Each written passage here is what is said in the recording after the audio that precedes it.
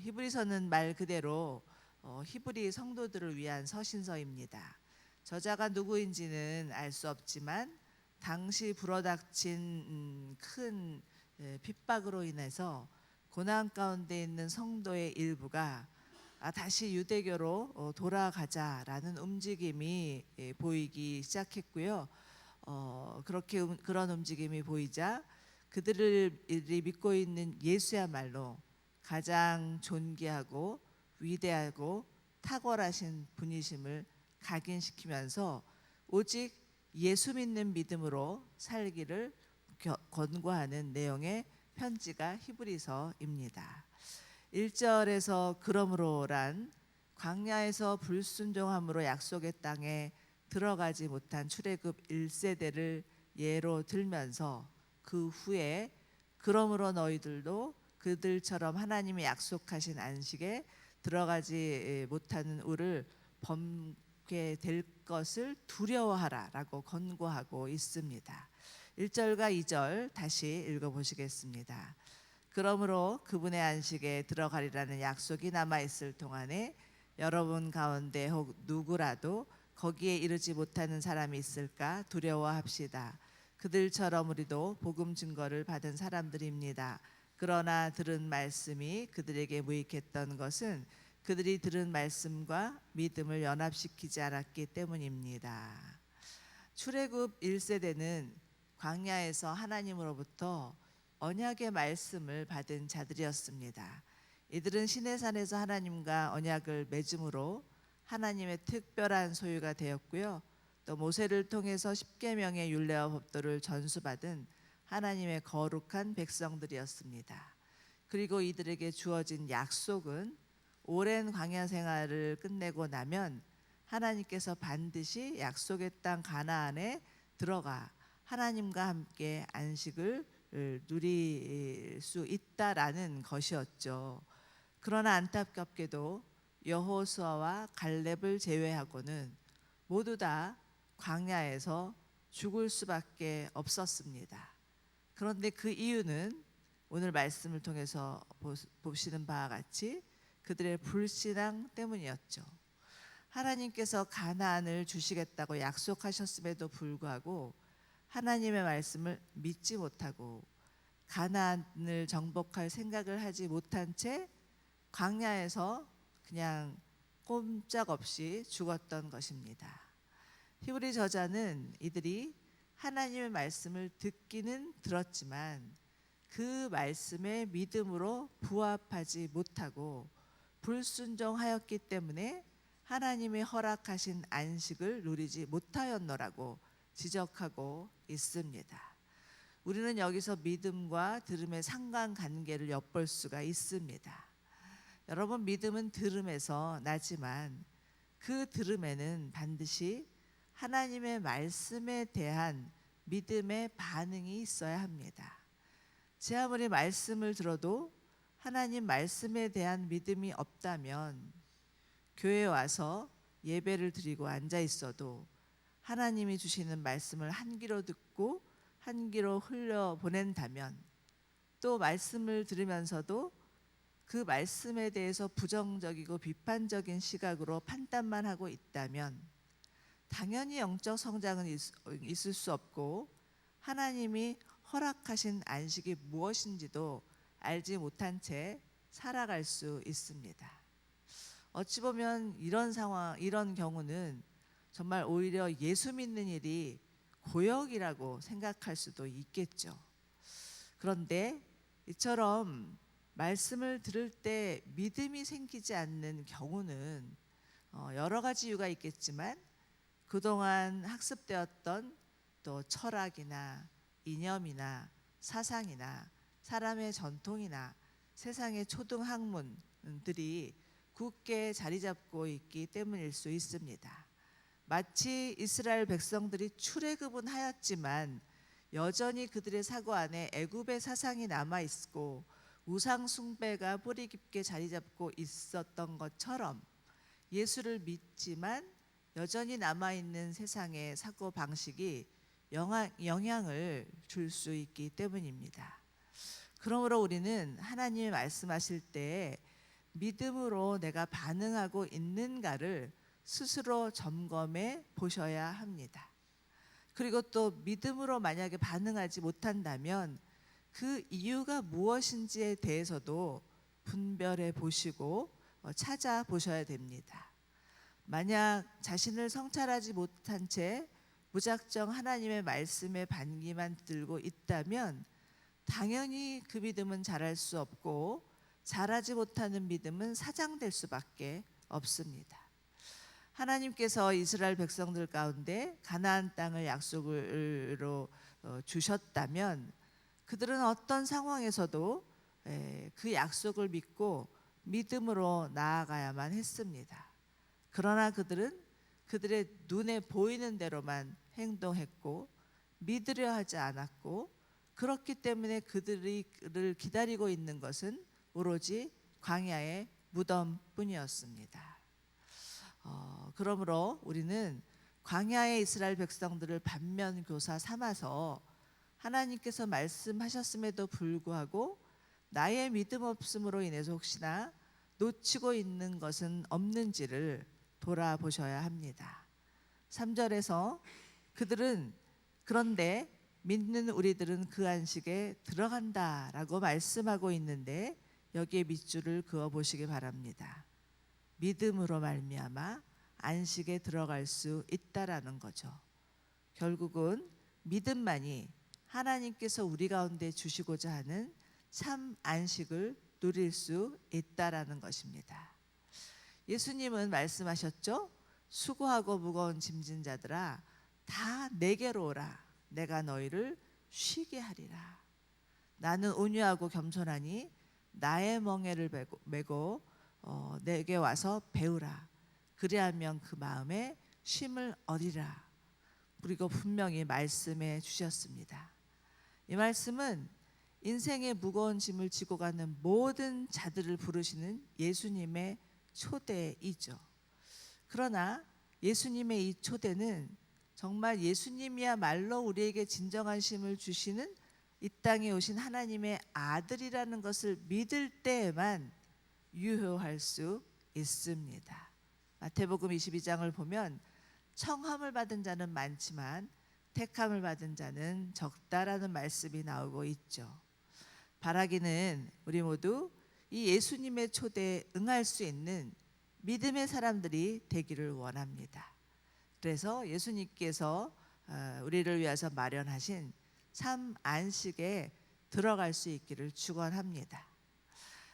히브리서 저자는 연이어서 안식일에 대해서 말씀하고 있는데요. 4절을 보시면 제7일이라는 단어가 나오고 있습니다. 제7일이란 하나님께서 세상을 창조하시고 일곱째 날에 보기에 좋았더라고 말씀하시면서 모든 일을 쉬신 날을 의미합니다. 그리고 또 이는 우리들 가운데도 영원한 안식을 주시겠다고 하는 하나님의 약속이기도 하죠. 그러나 아무리 하나님께서 우리에게 영원한 안식을 주시겠다고 약속을 하셨어도 이를 믿지 않으면 누릴 수 없다라는 것입니다. 6절을 다시 보십시오. 6절 이와 같이 이제 어떤 이들에게는 저 안식에 들어갈 기회가 남아 있지만 복음을 먼저 전해 들은 사람들은 불순종으로 인해 들어가지 못하느라고 말씀하고 있습니다. 여러분 하나님께서 다 주셨어도 정말 하나님이 주신 것에 대해서 믿지 못하고 불순종한다면 그것을 내 것으로 취할 수는 없는 것이죠. 불순종은 하나님의 말씀에 대한 반역입니다. 그리고 그 뿌리는 아담의 원죄로부터 시작되었지만 더 깊이 들여다보면 사단의 반역으로 기인한 것이었죠. 불순종은 하나님을 대적하는 악한 영에서부터 유래된 것이고 결국 영원한 하나님 나라를 파괴하는 독소입니다. 그러므로 이를 꺾을 수 있는 유일한 길은 하나님의 말씀에 대한 순종이죠. 7절을 보시면 다윗의 말을 인용하면서 오늘 너희가 그의 음성을 듣거든 너희 마음을 완고하게 하지 말라라고 권하고 있습니다. 오늘이라는 단어에 동그라미를 쳐보시기 바랍니다. 여러분, 우리의 믿음은 오늘의 믿음이어야 합니다. 어제 내가 제 아무리 믿음으로 살았다 할지라도 오늘 믿음을 잃어버린다면 믿음 없는 자입니다. 내 과거의 믿음, 아니면 앞으로 잘 믿어야지 하는 미래의 믿음, 그것은 믿음이 아닐 수 있습니다. 우리의 믿음은 믿음을 듣는 바로 이 자리, Here and Now의 믿음이어야 함을 꼭 명심하시기 바랍니다. 마태복음 13장을 보면 우리가 잘 아는 예수님의 씨 뿌리는 비유가 나오죠. 하나님의 말씀이 뿌려졌는데 한 귀로 듣고 한 귀로 흘려버리는 사람이 있는가 하면, 또 말씀을 들었을 때는 분명히 은혜를 받은 것 같았는데 금세 딴소리하는 사람들도 있습니다. 세상에 대한 염려나 근심이나 욕심 때문에 들은 말씀이 열매를 맺지 못하는 경우도 있죠. 그러나 말씀을 듣고 믿음으로 반응한다면 예수님은 그러한 사람은 30배, 60배, 100배의 열매를 맺게 될 것이다 라고 말씀하셨습니다. 이것이 바로 들은 말씀에 반응하는 자의 결과이죠. 사랑하는 여러분, 하나님께서 오늘 여러분들 가운데 들려주시는 음성이 무엇인지에 대해서 귀 기울이시기 바랍니다. 그리고 그 말씀이 여러분의 귓가에, 마음에 들렸다면 내일로 미루지 마시고 오늘 그 말씀에 반응하며 믿음으로 사는 저와 여러분 되시기를 축원합니다. 히브리서 저자는 독자들에게 간곡히 부탁하죠. 9절입니다. 그러므로 하나님의 백성들에게는 안식이 남아 있습니다. 이는 하나님의 안식에 들어간 사람은 하나님께서 자신의 일을 쉬셨던 것처럼 그 사람도 그 자신도 자신의 일을 쉬기 때문입니다. 그러므로 누구든지 이와 같이 불순종의 본을 따라 멸망하지 않도록 우리가 저 안식에 들어가기를 힘씁시다 라고 오늘 말씀의 결론이죠. 여러분, 우리에게는 아직 기회가 남아 있습니다. 하나님이 예비하신 영원한 안식에 들어갈 수 있는 시간이 우리 가운데 주어졌죠. 우리 안에 하나님의 말씀에 대한 순종으로 반응한다면 우리는 하나님이 마련하신 참 안식이 무엇인지를 알 수 있고 누릴 수가 있습니다. 어쩌면 미처 우리는 지금 오늘 말씀을 묵상하면서도 하나님이 우리에게 예비하신 안식이 무엇이지? 라는 궁금함이 있겠죠. 그러나 우리가 하나님의 말씀에 믿음으로 반응할 때 하나님이 우리 가운데 주시고자 하는 안식이 무엇인지를 알게 되고 누릴 수 있게 될 것입니다.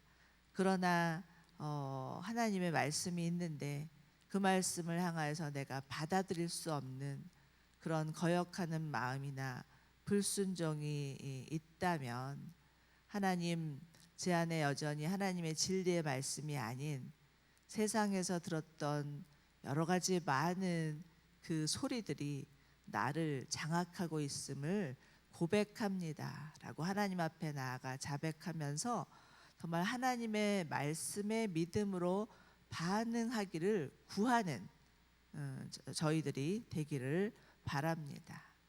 그런데 정말 내가 하나님의 말씀에 믿음으로 반응하고 있는지 아닌지는 기도하지 않으면 알 수가 없습니다. 기도하지 않으면 내 안에 어떠한 불순종의 영이 자리 잡고 있는지조차 알 수 없지만, 그러나 기도하면 성령께서 우리 안에 어둠을 조명해 주시고 성령의 빛 가운데 그 어둠을 드러내시고 불순종하는 마음을 회개케 하시고 하나님의 말씀 앞에 순종할 수 있도록 은혜 부어 주실 것을 믿습니다. 11절 마지막 구절을 보시면 안식에 들어가기를 힘써야 한다라고 말씀하고 있죠. 여러분, 우리의 믿음이란 하나님 앞에 전인적인 행위입니다. 우리의 이성과 감정과 의지를 총동원하여서 하나님을 믿는 것이죠. 그러므로 우리는 우리의 이성을 사용하여서 하나님의 말씀을 더 배우기를 힘써야 하고요. 우리의 감정에만 좌지우지하지 않아야 하고요. 오늘은 내가 하나님을 좀 믿을 것 같은데 정말 지금은 아닌 것 같아, 이렇게 생각하지 마시고 자신의 감정에 의지하는 것은 믿음의 전부라고 할 수가 없습니다. 우리의 의지를 총동원하여서 하나님, 정말 하나님을 믿는 믿음으로 살겠습니다 라고 고백할 때 하나님께서 우리 가운데 은혜 부어주시는 것을 경험할 수 있을 것입니다. 그럴 때 비로소 우리는 성숙한 믿음의 소유자가 될 수 있고요. 어떠한 상황 가운데서 흔들리지 않는 믿음으로 살아가게 될 것입니다. 조금 전에 저희가 어떤 상황에서도 하나님을 바라보리라고 찬양했는데, 어떤 상황에서도 하나님 예배하고 믿음으로 살 수 있는 것은 우리의 이성과 감정과 의지를 총동원하여서 정말 하나님을 믿는 믿음으로 살겠다고 결단할 때 이루어질 수 있으며, 그리고 하나님께서 우리 가운데 주신 그 참 안식을 누릴 수 있으리라 믿습니다.